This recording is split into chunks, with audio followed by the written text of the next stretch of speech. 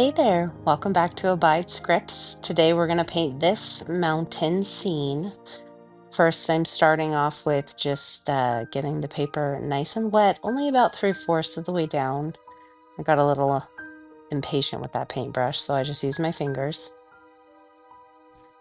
The first color I'm dropping in is Payne's Gray. This is my favorite color for a sky. I really like the darker, more moody looking colors, more natural. So I'm just putting a whole lot of pigment up at the top. And here in just a moment, I'm going to pick my paper up to use some gravity to see if that pigment will make its way downhill. And it does. Adding some more fresh water at the bottom there, a little bit more pigment at the top, just kind of working back and forth until I have a sky that I think is working and something I'm enjoying.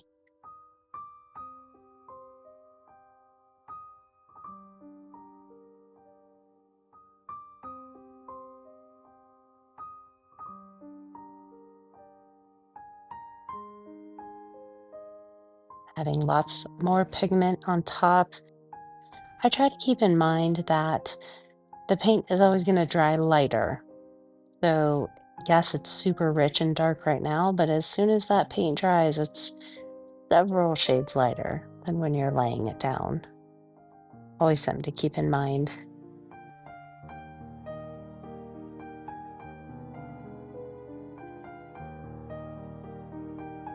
I was enjoying the cloud formations that were kind of starting to form. The more water you have on your paper, the less control you have, the more the pigment gets to kind of move around as it wills.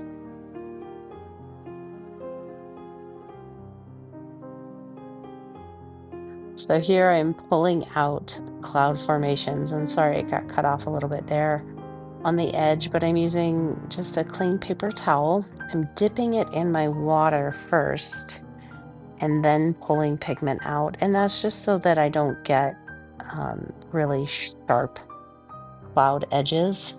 After that, I'm just pulling the pigment around a little bit just to try to get a feeling in the sky that I'm looking for. And sometimes I just have to feel this out. I'm starting to see some cloud formations that I'm enjoying. Pulled lots of pigment out. Now I'm adding a little bit in, and that paper is still a little damp. So even though you've pulled out pigment and water with that paper towel, there's still going to be some dampness left. So when I'm adding more clouds here, more layers of clouds, it's still going to move around a little bit, it's still going to be nice and soft. I like to make sure the bottom of my clouds are very soft. I think that you see that quite a bit in nature.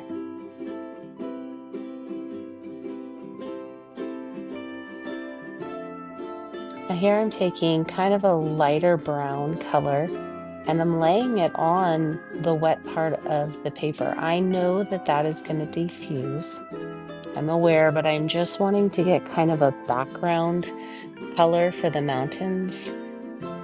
I used to just start painting mountains over the sky, but then you kind of just have like sky color in your mountain. So this time I'm going in with a light brown and then softening those edges, kind of pulling up a lot of that pigment, but also a lot of the moisture. I didn't want to use a blow dryer or have to wait around for a long time to be able to lay my mountains in. So uh, put in a light brown, and then now I'm going back in using the tip of I think it's a number 4 round brush, kind of getting those details, lining out the ridges and then pulling that color down from the ridges.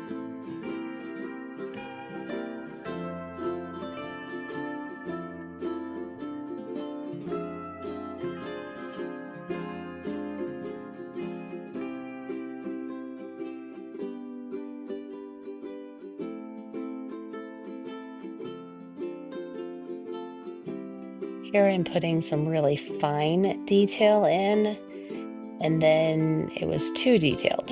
So then I softened it up with some water. You want to keep in mind the perspective. So, your natural eye is going to either focus in the foreground or in the background. Um, and so I didn't want to be too detailed with my mountain since it is in the background.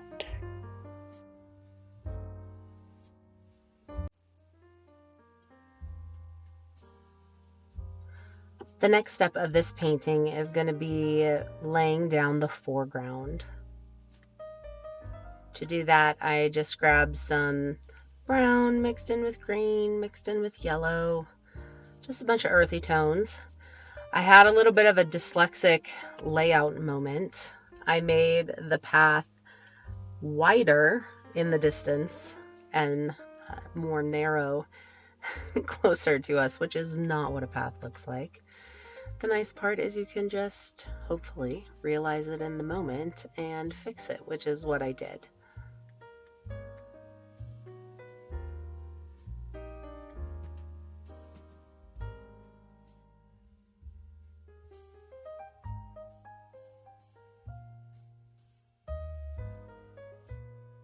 I wasn't loving the super straight line where the mountain meets the field, so I added some knolls, some hills, a little bit more water, a little bit more paint. Watercolor is translucent, so in order to have a more opaque color, it needs to have less water. So you just get your paint a little bit thicker, a little less water. Here I'm dropping in some trees. I'm using Daniel Smith Undersea Green. It's tied for my favorite color. Payne's Gray and Undersea Green are my two faves. So these are just straight lines. And then they're kind of diffusing at the bottom, which makes a really cool effect. Nothing super fancy.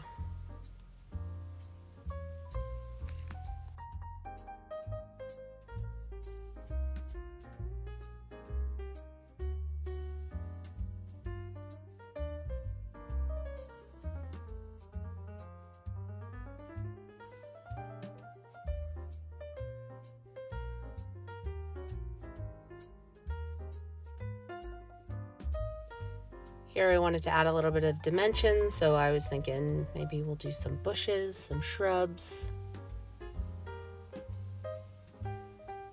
They're super light right now, but like I said before, you just add more paint with less water. Here I'm just mixing a light brown with a little bit of Payne's Gray, color in that path.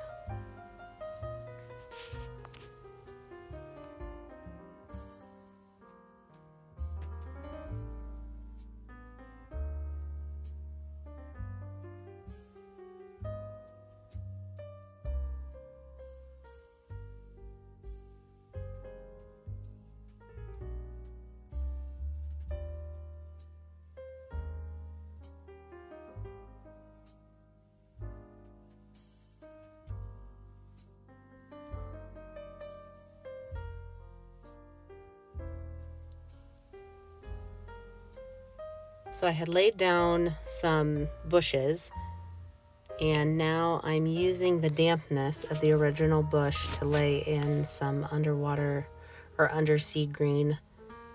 So it's diffusing a little bit. It has a little bit of a variation. You can see there's darker spots and lighter spots, and I like that. I feel like that looks a little bit more realistic.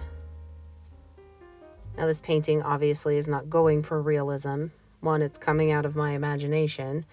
And two, there's not really detail, enough detail anywhere in the painting to call it realistic.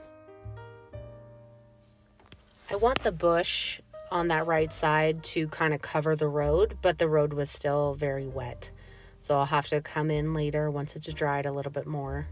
And the more you paint with watercolor, the the more you realize water control really is a huge factor in getting the effects that you want. And it really just takes practice. It takes a lot of messing up and knowing what not to do next time.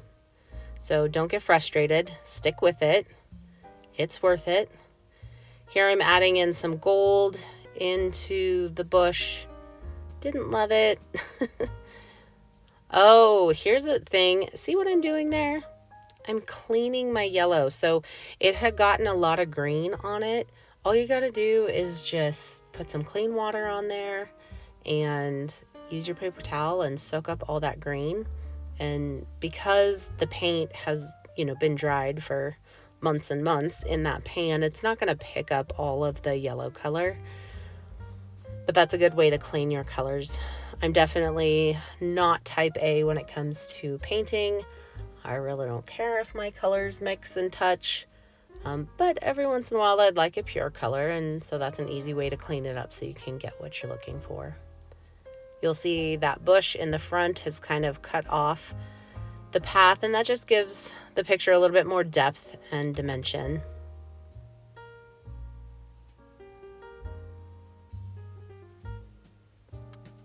So I decided I wanted to try to put some flowers in the field.